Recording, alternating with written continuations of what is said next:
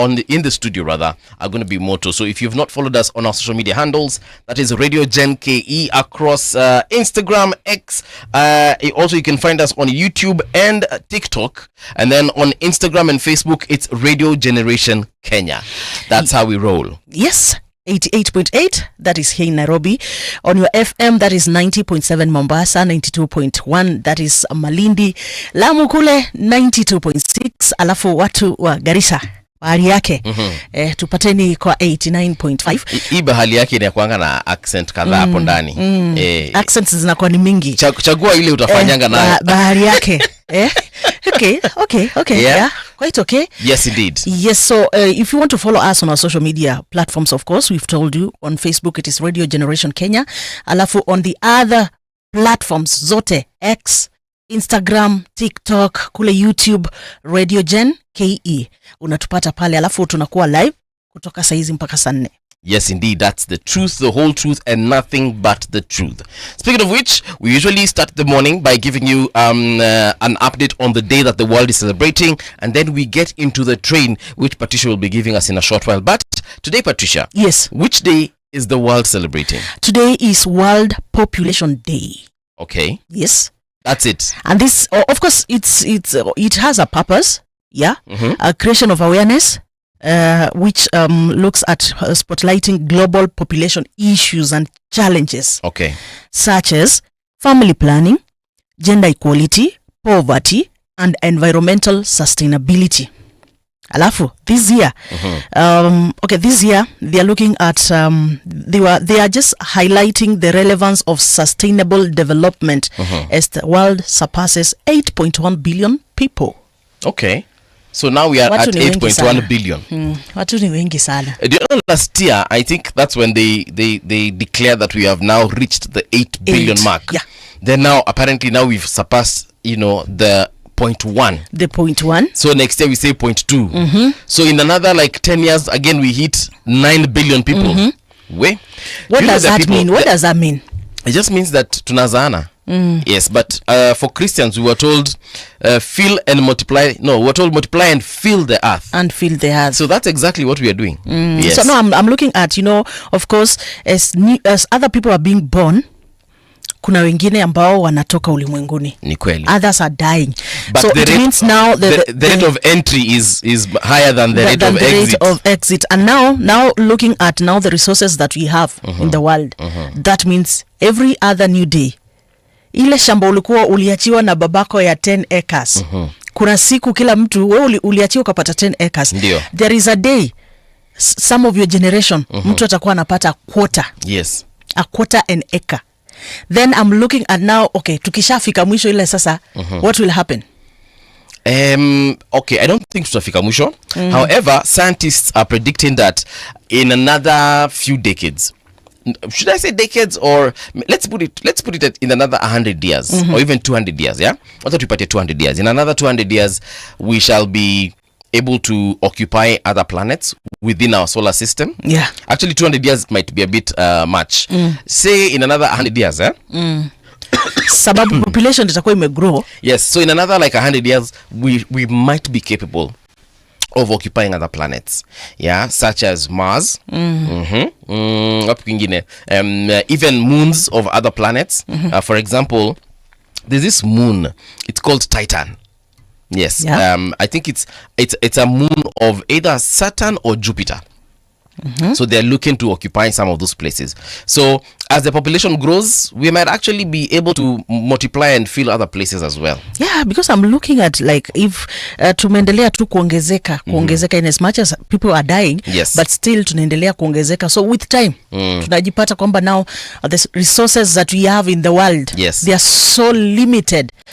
And however, that is why there's that possibility that now people will start living in other planets. Yes. However, I don't think the resources are that limited. It's just that we are not using them well.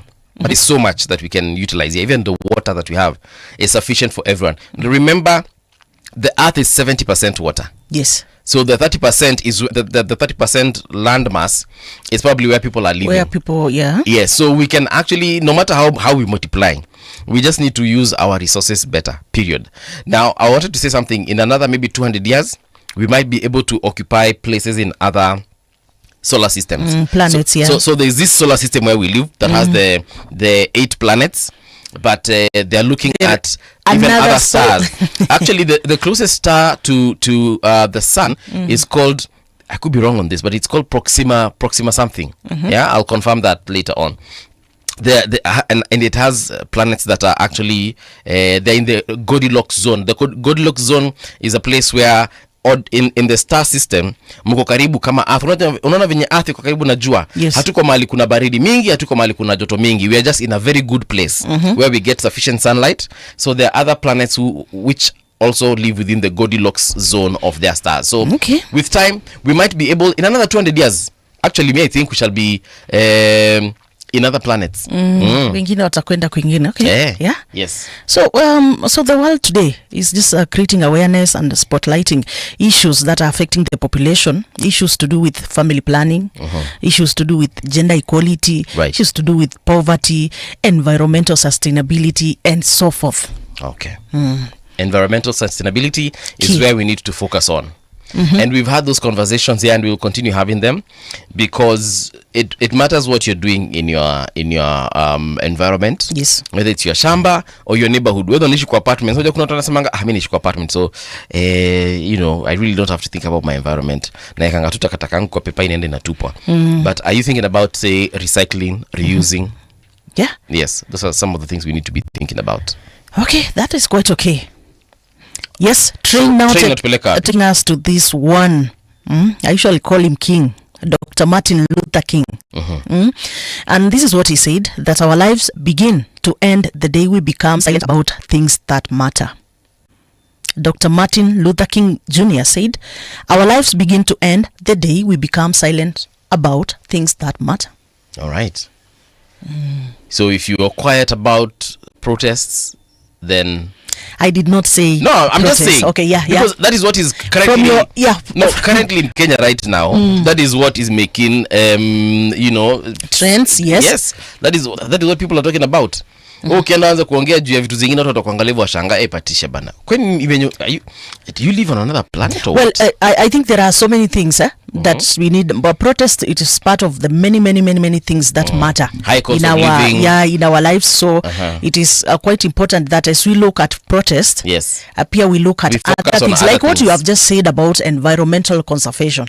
So if you keep quiet, like tunajua kwamba we are supposed to conserve the environment. Wewe umeona jirani yako kwa mfano ndo anatumia plastic bags, the way they expose them, you keep quiet, you know, that is something that matters. Yeah, so hapo ndo maisha hapo ndo maisha inaanza kuisha. So, wanasema charity begins at home. Yeah. So usingoje kukua keyboard warrior. Unaongea juu ya mambo in the streets, lakini hapa nyumbani pia wewe out. Apparently, like yesterday when I was in town, nikipita mahali pale pale Kencom. Yes. There was this hawker mwenye alikuwa kwa street, and then there was a small, alikuwa na mtoi. Yes. So she's busy selling, alafu mtoto anaingia kwa barabara. Kuna mtoto anaingia kwa magari. So mimi nikamshika mkono, nikamregeshia mtoi. So niko like, and I was seeing other people wanapita tu. This is a baby mwenye hata ajui kalikuwa kanajifundisha kutembea. Yes, ajui the impact, like anaingia tu kwa barabara doesn't. So like I was looking at people, naona mtu anapita, so I'm like, okay, hakuna hata mtu mwenye anaweza kuona mtu hii, unaona ati unapata mtu mzima tu anapitana na mtoto anaingia kwa barabara. Yeah, so that is something that matters. Yes. A life that matters. So it is just important that kuna tu vitu vingine tudogo we see in the community, in the society, and we assume. Yes. Na kumbe they matter. So it's quite important tufanye vile Martin Luther King anatuambia. Ongea. Wacha kunyamaza hapo. Very important. All right, so it's time for us to get into the news that has been making headlines in the last couple of hours, and we like checking out rgk.co.ke. So if you've not logged in there, kidogo iko shida. And this is the first story that we're going to be tackling. Yesterday we sat here and we spoke about the rule of law and obeying court orders and so on and so forth. So sure. Guess what? Yesterday, the High Court nullified the appointment of IBC chair and 6 commissioners. A story that was really trending and everyone spoke about it. And we even touched on it. I think it was a bit, yes, when we had the guest here, Mdalo. No, actually about the IBC. Yeah. There's Joshua Odhiambo, yes, we were talking to him about this whole issue of IBC and the jitters around it and so on and so forth. And he told us, that's a matter in court, wacha iendelee kotini, then tutasort ikishamalizika. All right? Yeah. So story ikaisha. However, President Ruto has regazetted IBC chair Ethekon and 6 commissioners after court cites legal breach. That was yesterday we mentioned that story here when we had Mudalo here, and then yes, tukasema kwamba they were the court was supposed to sit the 3-bench judge, the 3-judge bench yesterday, and then of course we were expecting that ruling. They nullified, right? Na rais amerudi sasa. Acha nikusomee hiyo taarifa vizuri venye imeandikwa na rgk.co.ke. all right. President Ruto has gazetted IBC chair Erastus Ethekon, 6 others paving way for their swearing in. The appointments, made official through a gazette notice dated Thursday, July 10th, came after the High Court ruled that President William Ruto acted unlawfully by gazetting and appointing the new chairperson and commissioners of the Independent Electoral and Boundaries Commission, that is IEBC, despite the court having no issue with the nomination process itself. A 3-judge bench comprising Justices Bahati Mwamuye, John Vigiti and Roslyn Aburuli on Thursday evening declared that the president's move violated conservatory orders issued by Justice Lawrence Mugambi, effectively rendering the appointments null and void. The court emphasized that while the nominations remain valid, the officials cannot take office until the proper legal process is followed.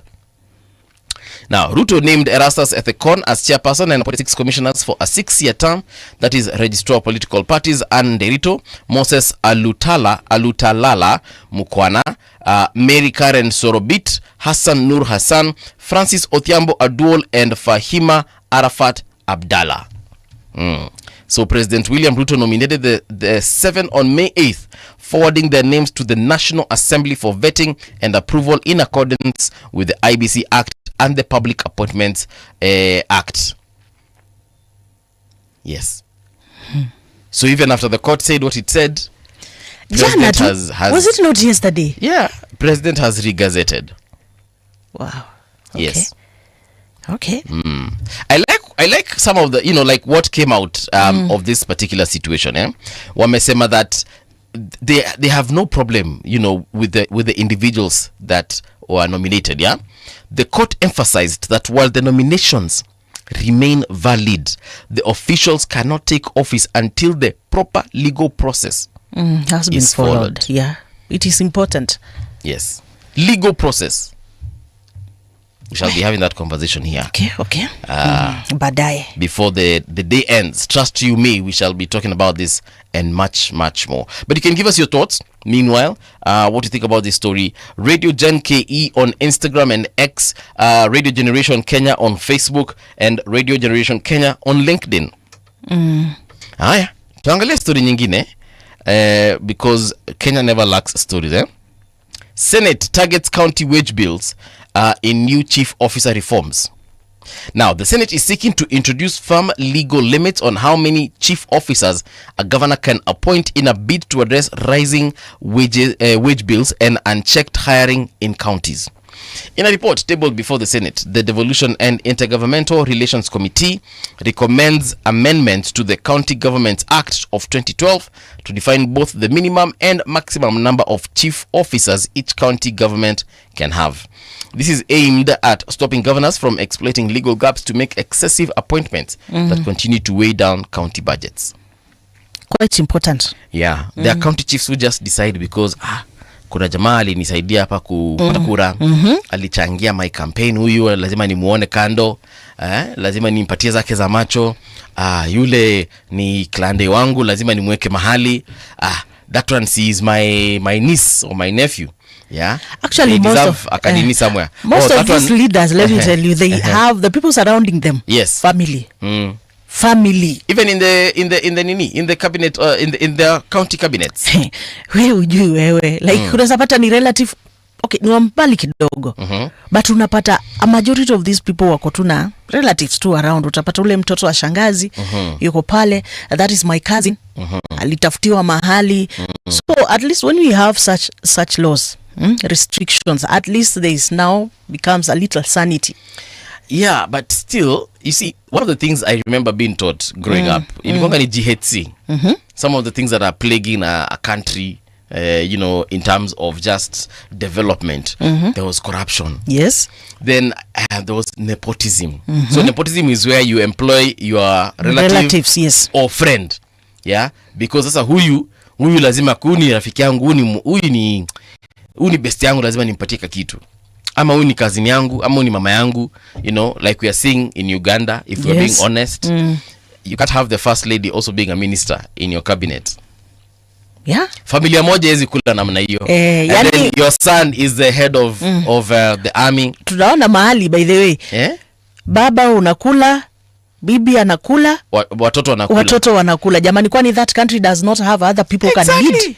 Exactly. So like I don't know how many people are in Uganda. We can quickly Google the population of Uganda. Wacha tuulize hapa, tuulize ilito nini? Google.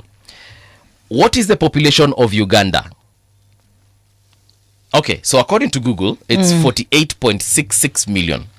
So they are more or less like us. In a country of 48 million people. And this is according to census year 2020, I think wamesema ni 2023. So ni juzi tu, I'm sure washafika 50 million na watu. In a country of 50 million people, surely. Unataka kuniambia kuna mtu mwingine angekuwa minister? Because niliona first lady, I think is a minister of what? Let's see. Uganda bana, you guys. I'm not saying that Kenya is better, but I'm just saying, you know, how can you just be like that, yani outrightly, hata amfichi. So according to this one, members of the cabinet of the parliament, in the parliament of Uganda, I wanted the cabinet members of Uganda. So anyway, we have the president. He's right there. He's the commander-in-chief. Yes. Then we have Jessica Rose, who is the vice president of Uganda. Then we have Robina Nabanja. She is the right honorable prime minister. I like the way these guys, they have very many women by there in office. Hey, wait a minute. They don't have a single male cabinet member? Wongo. This is crazy. Anyway, they have a couple of female members of cabinet. Actually, very many. Yes, they have even state ministers, and then they have other kinds of ministers. I don't know what's going on there, but anyway, I'll check. I know the president, the first lady, is a cabinet member in that particular cabinet. You can't have one person just familia moja inakula. Country yenyewe iko na 50 million people. 50 million people, other people can actually take up those seats. Tafadhali. Story unajua, and it's not only Uganda. I think initially after the colonies walienda, yes, most of the countries, they brought in their close relatives, their families to take on power. Yes. And actually some of them wamestick tu, wamekatalia kwa hizo viti mpaka sasa. Yes. Yeah? Wamekatalia katika hizo viti, wanaendelea ku recruit their families. Yes. Their families, yes. Yeah, so I've actually seen it. She's called Janet Museveni, and she's, you know, the minister for education in Uganda. Minister for education. I'm sure she's qualified to be in that particular position. But I'm sure there was another Ugandan who was also equally qualified, if not more qualified. But let us also be fair and genuine. Right. Being honest is that if I'm learned and I also want a job, na nime apply, yes, na nimepata, is there a problem? Hakuna shida kama wewe ni my family member. Yes, na kumetokea nafasi ziko pale. Ndio maana hata even in what are they called, in game shows, the presenter's family is not allowed to play, or the employees. If Radio Gen had a lottery, of which we don't have, but if we had, our friends, our family members are not allowed to play. Yes, to play, yeah. Because what is stopping you from seeing your cousin's name there? and the lottery maybe has got some 10,000 shillings. What is stopping you from just awarding your cousin 10,000 shillings? And the winner is so anza kumbe ni cousin yako ama ni wife yako. Yes. And guess what? Maybe she even deserves it. Maybe unajua huyu mwanamke hana kitu, huyu amesota. Yani huyu nisipompatia 10,000 leo atalala njaa. Yeah? But you see now, if we are being honest, someone else might not look at it that way. Mtu mwingine ataangalia aseme hii ni familia tu. Yani udem ameona tu apatie tu kazini yake hiyo pesa. Okay. Unaelewa? Yeah. Well, there's this one president, the late Magufuli. I really admired how he really operated. Okay. How he led Tanzania during his time. Okay, it's unfortunate that after his death, that time, we didn't see much, especially from his close family members. We didn't see them occupying big places and so forth. In terms of wealth and richness, we didn't see all that. But look at other African leaders. Yes. Most of them, kwanza akiingia pale nile like, I just want to build a territory. Yeah. I also want to be named a dynasty. I also want to be named in those mi pia nikuwe dynasty. Yeah, that is basically most of the, and actually I think they create also this wealth to help them in times of like ametoka katika uongozi. Yes. Kuna vitu mob sana huwa pengine zinakufuata. So to me, what you have, what you created. Yes. You see, me, I usually say that Africa was never meant for democracy. If we are being no, let's just be honest. Where do we have most corruption? Of course, in Africa. In Africa. Yes. I'm not saying that other countries and other continents don't have corruption. But where is it mostly recognized? It's here. Maybe others are even worse than us, but it is mostly recognized here. Right? Where do we have a lot of nepotism? Also here. Why? Because before the colonial masters came and divided Africa the way they divided it, sisi tulikuwa na chieftains and kings and queens all the way from Egypt, the pharaohs. Na Egypt ilikuwa kubwa, ilikuwa imefika mpaka huko Ethiopia, Sudan. All right, that's how the Egyptian empire was whatever. And we had others. We can go to South Africa and pick out Shaka Zulu and the entire Zulu kingdom and other places. Even in Nigeria, we know to date they still have kings within their communities and clans. So Africa was never meant for democracy. Even let's look at our neighbors here, Somalia. We sat here with the ambassador, and he said he pointed out one thing. He said they have clans, and those clans are very prominent. But if we're being honest about it, those clans actually had their own kings, or let me call them chiefs. Africa was never meant to have democracy. Sisi tulikuwa tunajuanga yule even to date. Let's look at even how Kenya is. We have regional kingpins, tribal kingpins. We know in a certain area huyu ndio mdosi yuko. Mkitaka politics hiyo area lazima mpitie kwa mjamaa. Yeah. So it's like democracy was forced upon us, and we are still adapting. We bado ijaingiana. Well, but can you see now democracy is also good? No, of course it's good. And especially because looking at how the African leadership was and the setup, like you see there is a king in this family. Yes. So the leadership of that area goes through the lineage of the king. Kama ni mtoto wake, of course anaachia mtoto wake. Mtoto wake anaachia mtoto wake. Yes. Mtoto wake anaachia mtoto wake. So other families, other clans walikuwa excluded from that leadership.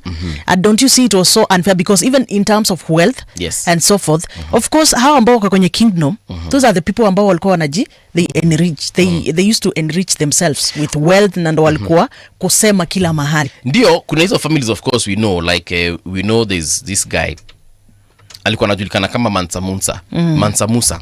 And he probably is the most richest person to have ever lived. Nasikia where he used to go, every place he used to travel to, he used to change the economy of that place just by being there. Because he used to spend a lot of money wherever he went, and he was a king, right? So if we just take that concept alone, yes, he had all the wealth in the world, right? However, at the end of the day, his subjects, because that's what you become when you have a king, his subjects used to enjoy life kawaida tu. If you work hard, wewe bora unalipa taxes zako, unafanya kazi vizuri, you create your own wealth, everything is okay. You see, if today, let's say we abolish elections in Africa, even here in Kenya, we abolish elections. Number one, what have we done? We have abolished this whole issue of campaigning 24/7. We can actually focus on our economy. Yes. And of course, this is in an ideal situation. I'm not saying that is exactly what would happen. Yeah. If today we said President Ruto is a life president, he will be there until the day God decides to call him home. And then akishatoka ataachia sijui ni Shalin ama ni nani mwingine. Mtoto wake hapo. I think kuna Nick. Nick. Either ataachia Nick ama ataachia whoever mwenye ataachia. You see, we will forget about Nini, and the only thing we shall be demanding from our life president stroke king is just service delivery. So he doesn't have to worry about, oh, I need to collaborate with Kalonzo. Oh, I need to collaborate with Ruto. I need to not Ruto but Raila. Oh, I need to collaborate with Matiang'i. No, itawangani ile ya, look, as king I have said, hii barabara itengenezwe. I wouldn't want us to go back there. Mambuvi, just go back there alone. Personally, I wouldn't want to see such kind of leadership in our country. By the way, democracy is quite good. It's only that it is not being practiced, it's not being used well. Yeah, it's only that people don't understand. You know, when you want to ensure that people have freedom, you get? Kama watu tu wangekuwa tu ile like, kama our leaders tu wangekuwa tu ile intentional. Yes. They know the goal, objective, being having democracy in a country. Yes. You see, it's only that people are just selfish. Otherwise, if they could follow it, tungekuwa tukopoa. All right. The issues za kwenda ati kila mtu ana campaign pia zingekuwa. Kitu tutafanya, we shall set a day to talk about governance and specifically look at monarchies and democracies. Yes. And we see what works, what doesn't work. Tuangalie, for example, countries that have got monarchies such as Denmark, the Netherlands, how are they performing? How are they faring? Yes, although they have a little bit of democracy in there because they also have prime ministers in their ranks. A place like the UK wako na prime minister pia, but we just contrast and compare. We also look at presidential systems and we look at parliamentary systems and we see what works, what doesn't and work. What doesn't work. How sio? Sijui tutafuta expert mgani. No, now, we have so many people ambao wako sawa in that. There's a story here about Muslim bikers in the United Kingdom who brought aid to Garissa communities in cross-country humanitarian mission. So this is the story. The county government of Garissa has welcomed the delegation from Muslim Bikers UK and Mission Relief UK, who are on a cross-country humanitarian mission to support vulnerable communities across Kenya. The delegation was received by Garissa County Executive Committee member for Livestock and Agriculture, Milgo Kainan, and the Director of Donor Coordination, Dubo Muhammad. Now, Said Mabruk, a board member of Mission Relief, and Hamza Ahmed, the CEO and founder of the UK-based humanitarian organization, led the team during a courtesy call at the Garissa county headquarters. They were accompanied by senior members of Muslim Bikers UK, whose participation has drawn international attention to this journey of compassion and solidarity. When is the last time you rode a bicycle? Kitambo kidogo. So I can't actually remember. Was it like 5 years ago, 10 years ago, 20 years ago? Let's say like, is it 2, 3? 2-3 years ago. Yes. Umesema kitambo nikadhani ni. Yeah, that is kitambo. Umesema kitambo nikadhani it's like in 1991. No, it should be in 2023. Yes, somewhere there. So I recently rode a bicycle and I realized it is no longer made for someone like me. But the point I'm trying to drive home is this, these guys have decided to use their talent, their skills to raise funds and help vulnerable communities across Kenya, and I think they also do this across the world. It's not just in Kenya. It's not a good thing. Yeah, actually there are so many such campaigns, efforts, such walks, such rides ambazo they are usually aimed at supporting a cause. Mombasa kulikuwa nao wengi sana. There's a time by there they rode from Mombasa to Nairobi. Yeah, and there's an hospital they were constructing somewhere. They were building somewhere. Okay. Yeah, and those are people came all the way from Mombasa with a bike to Nairobi. Yeah, So most of the time, I like it that people in the same field, they come together, and of course they have an objective of building the nation, doing something for the people, Yes. which is quite interesting and quite important. Mungala, before we continue, is this issue of Kenya Power. Right. I don't know kama unakuangana issues na Kenya bills. Power. Wacha nikwambie hivyo tukishafanya traffic, because tukianza kuongea juu ya Kenya Power nitaanza kukula na kichwa kama jana. Traffic. All right, so if you're on Mombasa Road, let me just tell you for free, at 6:30 you're quite fine. Yes, nothing to report in regards to traffic. I'm seeing that people in Molongo are moving quite well. Well, there's a little bit of traffic at the Catholic Church when you're approaching from Kasina AIC, but after that, because of that particular matatu stage, munasonga kweli kweli, hamna shida yoyote. If you're approaching Cabanas, yeah, traffic is moving quite well. However, at Imaradaima, that Kamlima ndio Teremke General Motors, a little bit of traffic there, which is expected because of that, do I call it a roundabout? Yeah, that turning. It's no longer a roundabout, by the way, but yes, because of those turns that were diverted there, there's a little bit of traffic. But after that, the road opens up and there's no issue. Heading towards where? If you're heading towards Bellevue, there's traffic at Bob Mill, hapo kwa hiyo industry ya kutengeneza mattresses, but that is normal because of kuna kabarabara hapo mbele kakona shida. It's a bit rough, so vehicles are slowing down as they approach that particular area.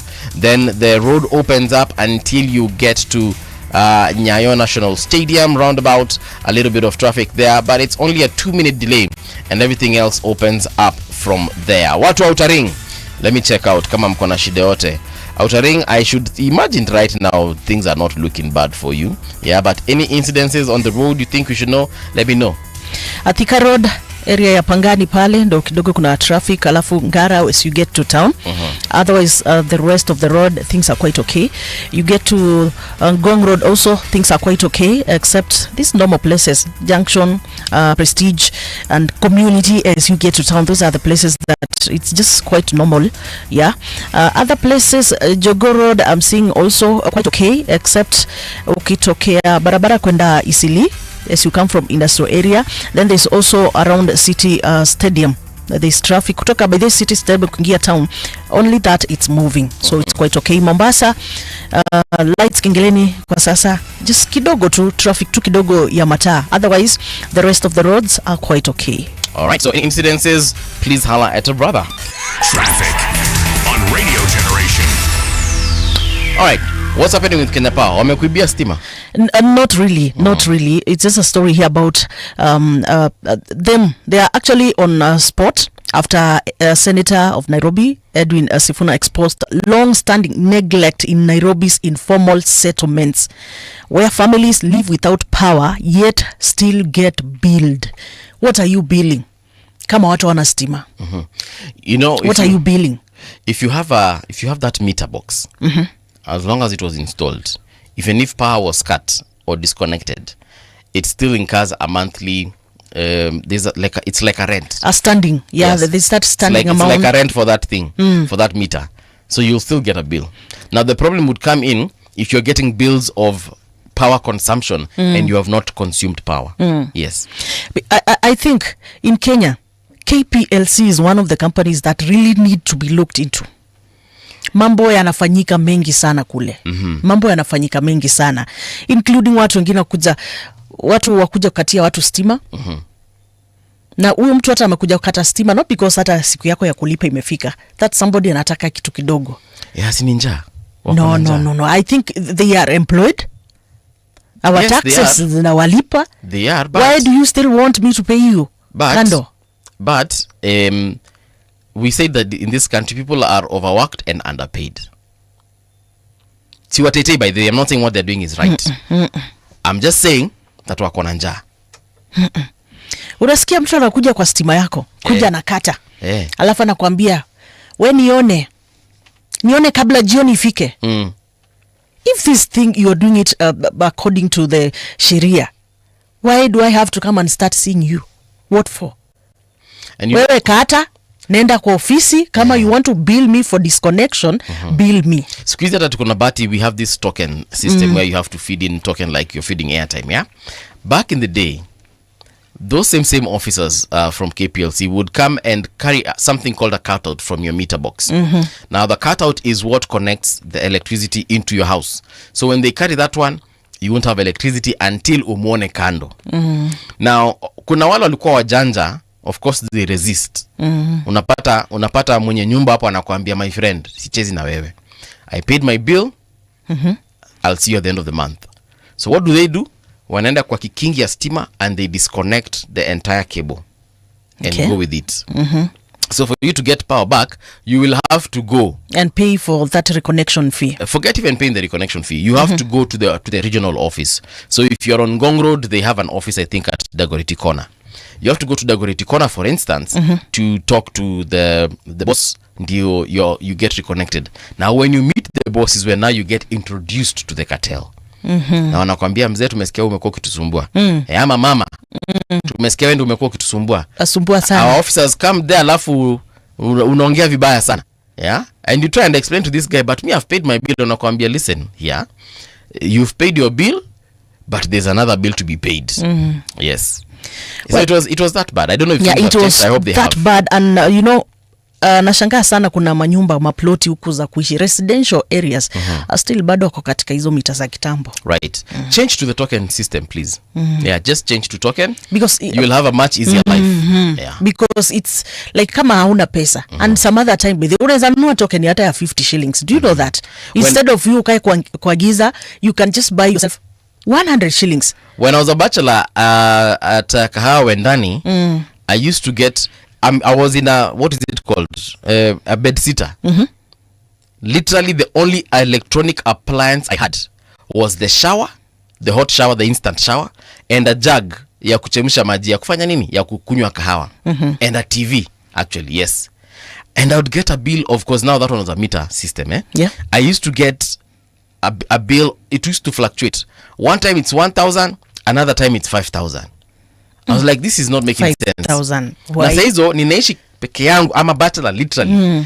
Iyo nyumba hata siionangi, na ionanga usiku na asubuhi nikitoka. That's the only time I see that house. But unaletewa bill ya 4,000. So anyway, one day I complained and I just told them, you know what? I just need a token. And they get token. Okay. Yeah. So basically, I think there are so many underlying issues in some of this government. Like we said, these government corporations and so forth, there is a lot of laxity. Someone said it's endemic corruption. You know, endemic and systemic, whereby hii kitu iko kwa mwili yako. You see the way your DNA is what makes you to be Patricia where you are. And if we change your DNA, you will become something else. So corruption now, is their DNA. Unfortunately. And these are the not in the DNA of the people. The systems, DNA of the entity, the systems that we have in the corporations. Nasiko baya, because there's no way people are complaining the same thing in Mombasa, they are complaining the same in Turkana, they are complaining the same in Nairobi. So that means it's a system issue. And it is, of course, it is people who make the systems. So ukienda mahali, and there are people who actually taught how to continue with the corruption. For example, if you are collecting some money from that position, the day you retire, whoever takes over, hand over to, yes, or even if you don't retire, even if you're moved to a different department, mwenye anakureplace unamwambia sasa, my friend, hapa hivi ndo tunaishi, kunaendanga hivi. Ukiona customer amekuja, akisha kulipa, kuna ile tax unachukua. Unaelewa? Yeah, that's so unfortunate. Yeah, like for example in the police, and I'm sure they are listening and they know it's the truth. Ukienda pale kwa OB, umeenda hapo unasema shida zako, inaandikwa vizuri. Haya, unasema sasa, afande, si twende tufanye ile utushike huo mtu, ama twende kwa crime scene. Gari na mafuta. There is no way gari na mafuta Garissa. There is no way gari nanga mafuta Nairobi. There is no way gari nanga mafuta Malindi. I mean, choose one problem. It's either Nairobi ndio kunanga mafuta ama ni Malindi, but it cannot be a problem in every police station. Okay. You understand? Okay. Na mkishafika huko, mkishashika mtu, kama ni mtu alikuwa amekuchapa ama amekufanyia nini, mkishamshika pia yeye akiingia huko ndani anatoa chai, anarelisiwa. So alikutandika asubuhi, unamuona ndio tena unashanga, but I reported you. Well, somebody by the way was challenging. People have been really challenging the monopoly powers that Kenya Power has Do you remember last year? So many people by there have been really questioning this monopoly power that Kenya Power have. Yes, and someone actually, I can't remember who it was. I was watching a news item somewhere, and someone said that Kenya Power doesn't have a monopoly, it just has a larger market share. Okay. And, it's a philosophical argument, whereby we are saying we have so many solar companies that provide power. We have so many generators being sold in the country. So there are some people who actually have alternative sources of power.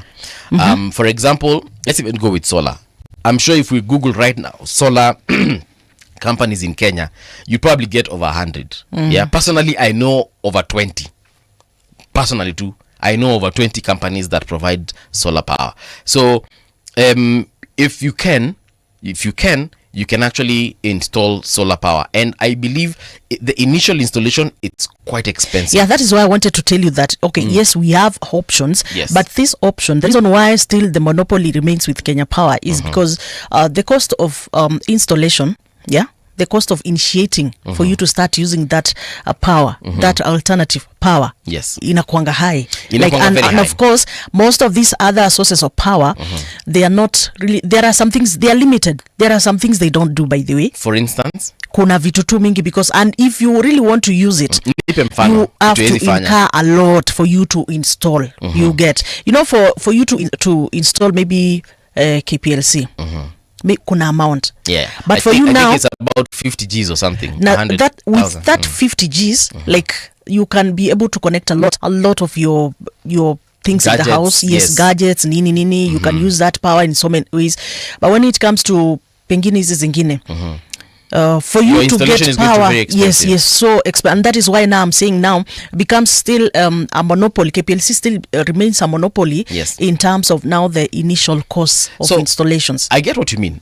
I once interviewed a solar company, and the conversation was around exactly what you have just said. The needs as far as the consumer is concerned. Yeah. So I asked him, for example, I have a washing machine. If I install power in my house, is it it's solar? Sorry, if I install solar in my house, will I be able to use my washing machine? He said yes.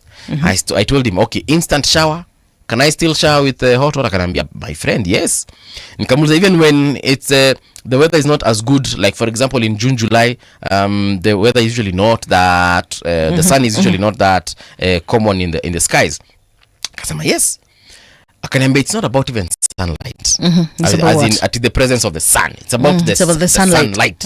because the energy is in the light. The energy is not even in the heat. I was like, oh, something I didn't know. Then I asked him, so if I have a fridge, because mi niko na fridge ni kubwa and I need it to be on The consumption, 24/7. yes. I need it to be on 24/7. Na akasema, number one, it depends on the type of fridge you have. Kuna zile za kitambo, they consume a lot of power, but there are some modern fridges that will consume very little power but still are effective in cooling your food and beverages. Kawambia, okay, sawa, fine. So what is needed here? He told me, for instance, the only thing is it is quite expensive to install the kind of solar energy that would operate your fridge, your washing machine, because those are very energy intensive Yes. appliances. But akasema the solution is there.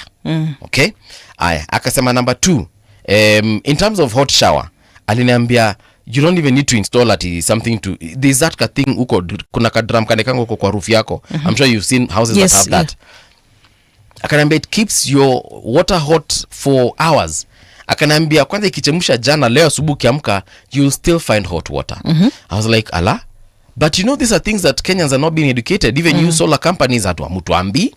And that's why they started doing more media tours. Now the only thing he told me is that the demand right now for solar is very low. And that is why it is very expensive. That's why because I'm looking at, I once used those machines for irrigation and so forth. But Mungala, wakati hakuna jua vizuri, let me tell you, kuna challenge. Unlike if you were to use steamer, Yes. sindio? If you are using power, kuna like, if you're doing irrigation and so forth, kuna tu venye ukitumia steamer, kuna some inconveniences hautapata. But then when you're using now the solar, kuna some two challenges. Wacha tukubali. It's only that now those other alternatives, if those people can just sit down and try to at least try to get the solution for these challenges ambazo watu wanapata, so that now everybody would want to have solar, because of course it is cheap when ukianza kutumia, like after just the installation cost, initiation cost, then from there it's a bit cheap. Yeah. So we won't get deep into solar energy, but what I can tell you for a fact is that there are some solar applications. Like there are countries that actually produce the electricity from solar energy. Okay. For an entire city like Nairobi will get their energy from solar. How do they do that? They harvest solar at a specific place. Let's say at Magadi, because there the sun is really hot. They harvest the sunlight there, then they melt. There's a specific salt. It's salt too, common salt, but there's a combination of it that can be heated, and it can boil at a specific temperature, and that particular salt can be used to turn turbines by heating water, which turns into steam, and then they produce energy. And it is currently being used. You can actually Google that. I'll look at it, because so what happens is this. So the salt is heated, it becomes molten, such that hata usiku, because it doesn't cool very fast like normal metal would cool. This salt heats up so much and it becomes molten, and it can stay molten for hours. So even giza ikiingia usiku, you still have molten salt that is burning this water that is converting electricity into whatever. I think so. These are technologies we can actually focus on. One of these findings, we just need to get somebody maybe from there. They can come and explain this. That is why we need to get rid of democracy. Have a king. Look at you. Have a king. Look at you at it. King asipofikiria juu elections after every 5 years, hizi vitu atatufanyia. Hizi vitu atafanya. But la mtu kutuambia ati 5 years is not enough for me to do things for you as a country. You need to add 2 more years. Make it 7. Make it 7, mara make it 10. Yes. Kuna watu wanasema 10. Assuming today to make it tuweke 7. Tuweke 7.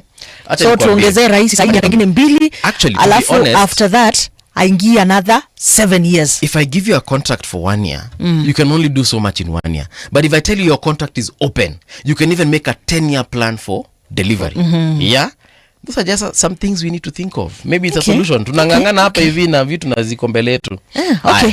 So what basically this story was talking about is that the senator has petitioned the Senate Energy Committee to summon the company over its failure to connect entire neighborhoods. Right. He warned the continued neglect is deepening inequality in the capital, which is quite okay. Yeah, like we buried my grandmother, I think a month ago, and she died without having seen electricity in her homestead. This is someone who had lived for 90 years. Ameenda bila kuona stima kwake nyumbani. Alikuwa tu stima akikuja Nairobi kututembelea. So I think surely in a country that is 62 years old, we need to do better. Sure. There's a story here about Trump. Let's go international kidogo. Trump's citizenship order blocked again as lawsuit advances. A federal judge in New Hampshire has temporarily blocked President Donald Trump's executive order that aimed to end birthright citizenship for certain US-born children, marking another major legal hurdle in the former president's immigration agenda. The ruling allows a class action suit filed by the American Civil Liberties Union on behalf of immigrants, parents and their newborns to proceed, halting the implementation of Trump's order as the legal battle unfolds. So unajua kuna watu huwa wanatoka hapa wakiwa na mimba ama hata si hapa Kenya, but all over the world, kwenda kuzalia America, UK, Germany, so that now the child gets the citizenship of that country. Yes, your child can be an American citizen. Ndio akishakuwa mkubwa mnarudi naye hapa Kenya. like we saw what governor for Nakuru did. Susan Kihika alienda akazalia US. She had twins? Was it twins? I could be wrong on that. But the point is alienda akazalia US, and then now they are citizens. Mtoto ama mtoto wake ni citizens ama ni wananchi. Strategic planning wa America. Those are strategic plans. Yes. Mnasema mko na leaders huku Kenya. So anyway, the point here is kama leaders wetu wanataka hata kwenda America na kuishi huko, sembuse wewe hapa Kenya. Imagine. Anyway, let's focus. No. So America, Trump said that he wanted to stop that kind of citizenship birthright, yeah. yes Yeah. because he has realized hapa kuna watu wengi sana, their parents are not Americans, but they are Americans. But by virtue of them being Americans, they now bring their parents here. Their parents continue living and enjoying the rights of every other privileges in the US, yes. Exactly, the privileges of US citizens, yet they're not US citizens. And he was insisting that they're the ones who are bringing crime into the country and so on and so forth. And to some extent, I agree with him, but to some extent also, I think that is narrow thinking. Yes, I know he wants to put America first and just make sure that everything happens as it should, you know. And there's some parents who will refuse to leave America because they're like, but my child is an American. How will I live here? And this child, he or she has a right. Ni katoto kadogo kako miaka miwili tatu na anasema siwezi toka hapa. So I'm here to take care of the child. Huyu mtoto, this is the only home he or she has known. Sasa mnaniambia nirudi Guatemala kufanya nini? Mnaniambia nirudi Kenya, huko mnaona venye mambo inaendelea, watu kwa streets wanakufa kila siku. This is your citizen. Mnataka arudi wapi? Yes. So it's been a real issue, a real pain in the flesh. And it's so unfortunate that these things, not only Kenyans. Yeah. Imagine just the whole world wameonanga tu America ndio ile place yenye. Hii ndio place tunafaa kwenda, because when he's talking when Trump talks like that, by the way, kuna issues, deeper issues. Yeah, because watu wamejaa kule. Mtu anatoka tu hapa vizuri, unaenda upate mtoto kule. And again, I've seen some people, Kenyans living here, ameenda mpata mtoto kule, but they come back, mtoto amezaliwa barely a week, 2 weeks, wanarudi Kenya, because also the cost of living there is quite high. Yeah. So unapata kwamba ampata mtoto alafu now comes back to Kenya. Hapo unaweza pata somebody to take care of your child, ukienda kazini, ukienda kufanya biashara, ukienda your other things. But kule, you know, getting a house help, it's costly. Actually, do you know there are some countries in Europe that do not have nannies?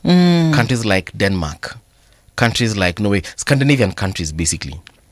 They countries like Germany, you won't have a nanny. You can only have someone who comes to clean your house. Yes. And then they leave. But your child, you take care of your child. Okay. And it's a government directive. Yes. Whereby umejifungua, both you and your spouse. So if you're like, of course, as a woman, you get your maternity leave. Your husband gets a paternity leave. And it's a very long leave, eh? Yes. And your husband gets a paternity leave. Hapa Kenya paternity inakuanga 2 weeks. Huko paternity and maternity, I think they are both 6 months.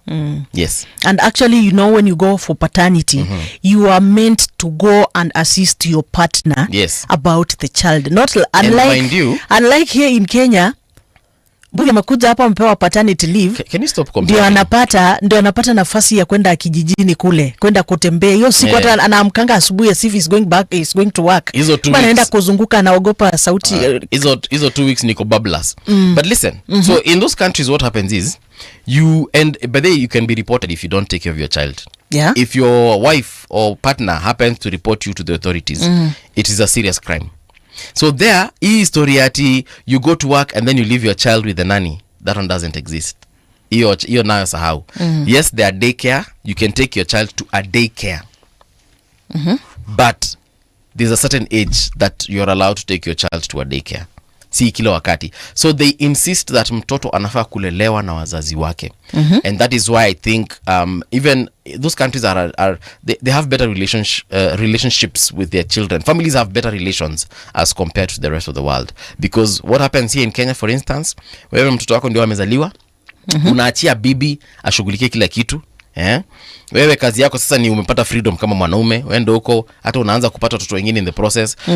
Then you're never there for your child. Aya, naye mama after 3 months ameingia kazini, anaachia nani? Mfanyikazi mtoto.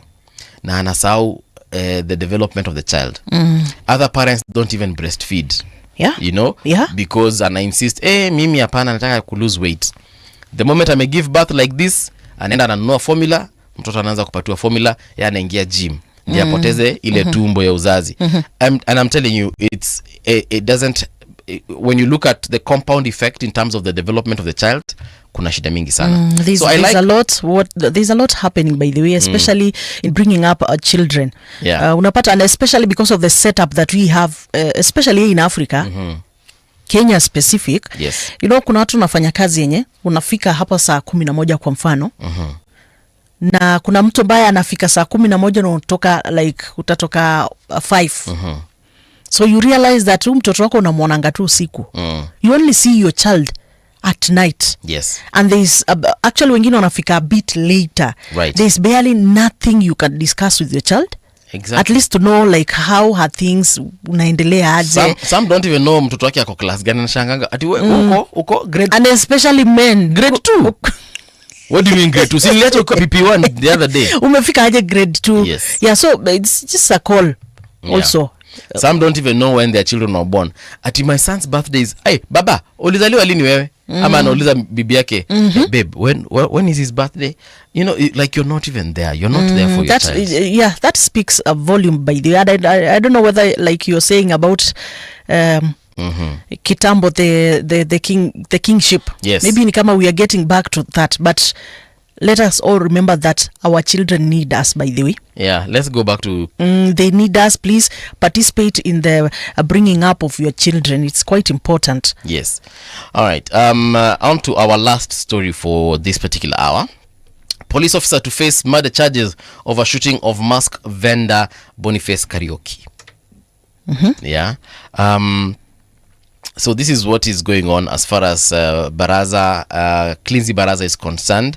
A police officer accused of shooting a protester during recent demonstrations in Nairobi is now facing murder charges. The DPP has recommended that Cleansy Baraza be charged for the fatal shooting of Boniface Karaoke, a mask vendor who was hit in the head during protests on June 17th, 2025, and later died in hospital on June 30th. Yes.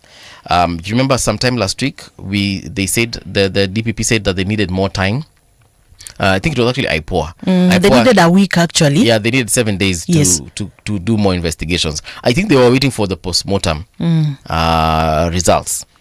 And so that now they can just have like a complete file to take to the DPP. And now the DPP has said that the officer, Cleansy Baraza, will be charged with murder. You know, there's something that yesterday's guests talked about, and it's the issue of what your actions, you as a police officer. You also need to understand there is a constitution in our country, by the way, and there are some things you will do ambapo you will come and face alone. Actually, it got me thinking that also police officers also need to really understand our constitution. By they make it as your responsibility to also go read the constitution and understand. It is quite important. I'd like to believe they have.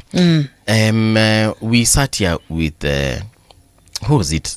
Alisema yule afande ninasahau jina lake, tuli host askari fulani hapa last week. Afande Hiram, I think. Hiram, yes. Afande alisema kitu kimoja. Alisema the shoot to kill order that was given at one point by the CS, which was misunderstood, then was again rephrased and regurgitated. The point here is, alisema at the end of the day, if I as an officer shoots a suspect or a criminal, I will be answerable for my actions. Peke yako, yes. There is nowhere the PS for Interior will be there to stand with me and say it's me who told him to. The CS hatakuwa pale. The IG hatakuwa pale. It is you as the officer who fired that bullet that will be asked questions and that you will answer. And this is what is going to happen in the case of Cleansy Baraza and any other officer who's currently facing trial. We know OCS Talam is currently facing trial. Alikuwa anajulikana kama Mukwana. Yule mwingine alikuwa ni police constable, I think. Pia yeye ako kule anangojea kujibu mashtaka. So at the end of the day utakuwa pale peke yako. Yes. Some might go unnoticed because maybe they were not captured on camera, but those that will be captured, and they will be captured. Saizi wa Kenya wamekuwa wajanja. You will be captured one way or another.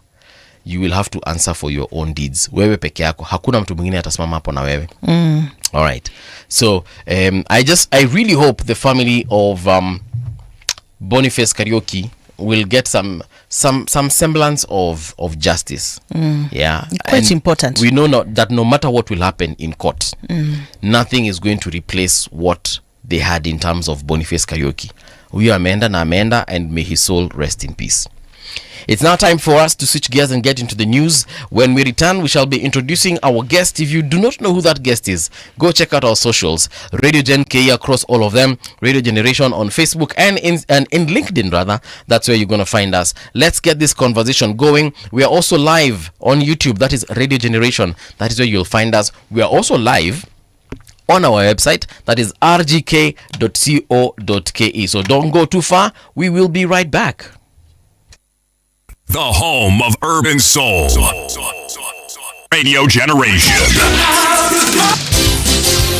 It's 7 o'clock. Radio Generation, the sound is fine. Pump it up, turn it high all the time. Let the music move you, let's sway. Radio G's got your jam all day. Radio Generation.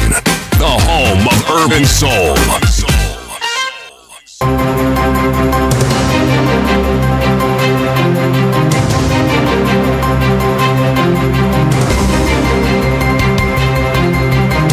This is the Radio Generation News. Good morning, I'm Winnie Maganga. President William Ruto has gazetted the Independent Electoral Boundaries Commission Chair Erastus Ethekon and 6 other commissioners, paving way for their swearing in. The appointments made officially through a Gazette notice dated Thursday, July 10th, comes after the High Court ruled that President William Ruto acted unlawfully by gazetting and appointing the new chairperson and the commissioners, despite the court having no issue with the nomination process itself. A 3-judge bench comprising Justices Bahati Mwamuye, John Chigiti, and Roslyn Aburili on Thursday evening declared the president's move violated conservatory orders issued by Justice Lawrence Mugambi, effectively rendering the appointments null and void. The court emphasized while the nominations remain valid, the officials cannot take office until the proper legal process is followed.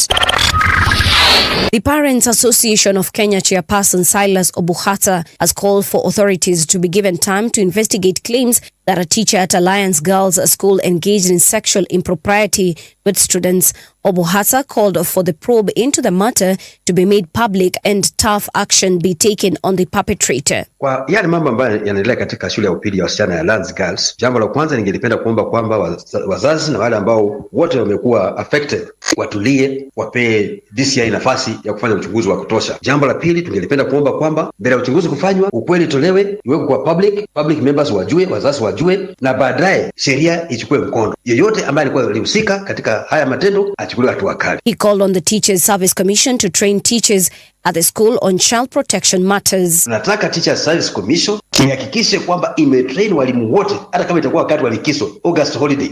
Walimu wote wa secondary schools wawe trained on child protection, wawe trained on mambo ya guiding and counseling, wawe trained on the relationship kati yao na wazazi, kati yao na walimu wenzao, kati yao na administration, kati yao na school management boards. Obuhata's remarks followed widespread outrage triggered by allegations detailed in an African Uncensored investigation. The expose accused the long-serving teacher and a Christian Union patron of grooming students, including arranging dinner and invoking spiritual authorities, sometimes beginning as early as 2018. Meanwhile, Basic Education Principal Secretary Julius Bitok has called for the arrest and the prosecution of a teacher from Alliance Girls High School accused of grooming and engaging in sexual relations with students. Speaking at Kapkoros Barangetun Secondary School in Nandi County on Thursday, PS Bitok confirmed the Ministry of Education has engaged the Teachers Service Commission and law enforcement agencies to ensure the implicated teacher is interdicted and prosecuted. PS Bitok reiterated the government's uncompromising stance on safeguarding learners and ensuring schools remain safe. We are not going to condone any behavior where teachers or any other stakeholders in school take advantage of our children. We want to condemn with the strongest terms possible those behaviors of teachers or any characters or any staff within school community who want to take advantage of our children sexually. We as government, we are not going to tolerate any behavior of that kind. And that teacher is going to be punished, is going to be interdicted. We have talked to TSC. Manyata Member of Parliament Gitonga Mukunji, a TV journalist and a boda rider have been released on bail after being arraigned over claims of supporting the Sabasaba protest. The three were presented before the Kahawa Law Courts on accusations of being linked to terrorism-related activities during the nationwide demonstrations held on Monday. Kahawa Magistrate Richard Koech released Mukunji on a cash bail of 300,000 Kenya shillings or an alternative bond of 1 million Kenya shillings with a surety. TV journalist James Mbochi and boda rider Stanley Mbudhia were also granted bail under similar conditions pending the conclusion of investigations. Interior Cabinet Secretary Kipchumba Murkomen has issued a stern warning against those behind the recent violent unrest in the country. The CS describes the event not as civil protest, but as a failed coup attempt aimed at overthrowing President William Ruto's administration. Speaking during the official opening of a newly established Tarasa sub-county in Garissa constituency, Murkomen condemned what he termed a coordinated act of terrorism and political sabotage. He dismissed the narrative that the coups were purely driven by youth movements, instead pointing a finger at political actors. It is unbelievable that in particular areas of the country, as some political actors organized goons to invade police stations, and yet some people are still pontificating and giving excuses of cousins and shares and regions and tribalism. That is not acceptable. It is not going to be an excuse. We are not going to allow your ethnicism, your tribalism to become an answer to invade police stations, to fight police officers. And that's the Truth on Radio Generation. Good morning. I'm Winnie Maganga.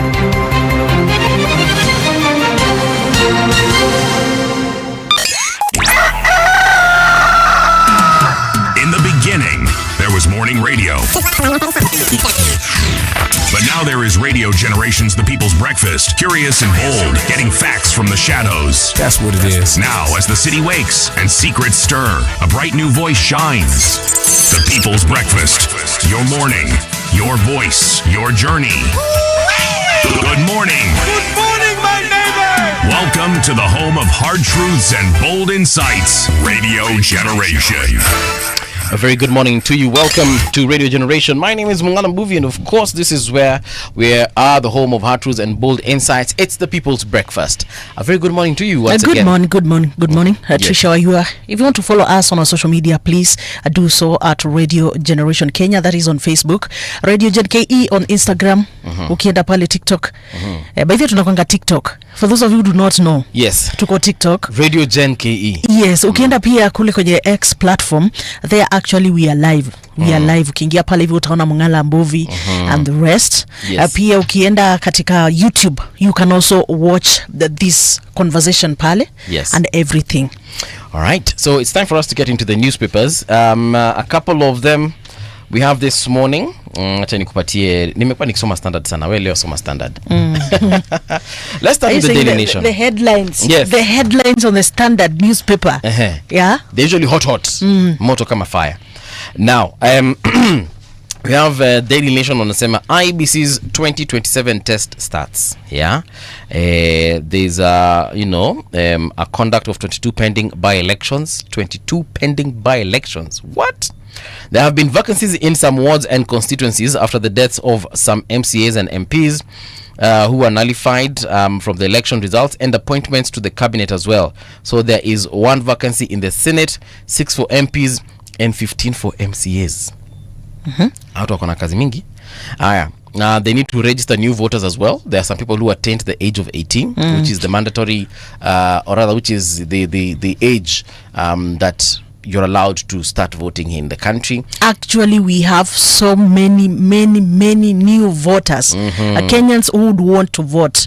But you know, the voting process is ongoing. I mean, so not voting, but registration of new voters is usually an ongoing process. Okay. Yes, you can just go to your IBC regional office and register as a voter.